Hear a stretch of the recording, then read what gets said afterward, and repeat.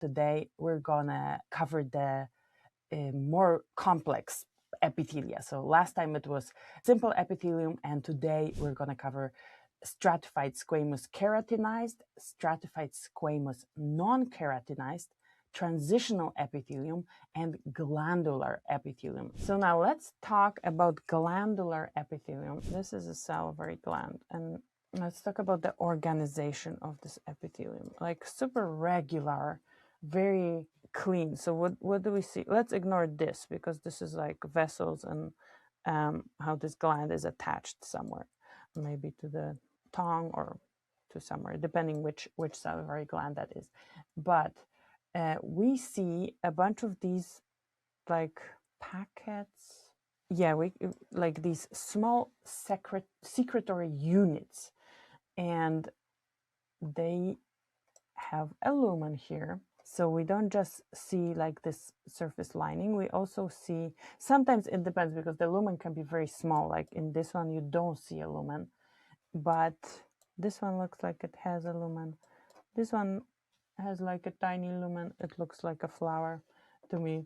So, but at low magnification, we don't just like see the surface lining a lumen like we had in the other slides. We see many small secretory units packed together.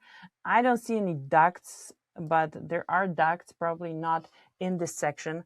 And we see that they are all separated from each other. And I'm going to find a good place.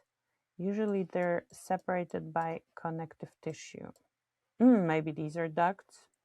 These can actually be ducts. But so let's assume this is a duct and they're all organized like that. They have small lumina and the connective tissue in between. This would be a version of connective tissue. So we already know that this is organized for secretion because something goes into this lumen.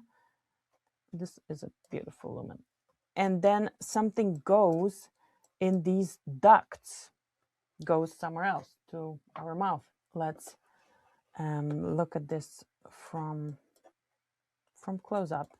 Is it stratified or not stratified? Let me find a beautiful one for you. Oh, this would be a duct as well, also lined by epithelium, usually by cuboidal epithelium. Let's take this one. Basically, they are secretory units. They secrete something, they make something. They're called acini, and they're clusters of epithelial cells arranged together with tiny lumens, and their job is to produce something, to secrete something.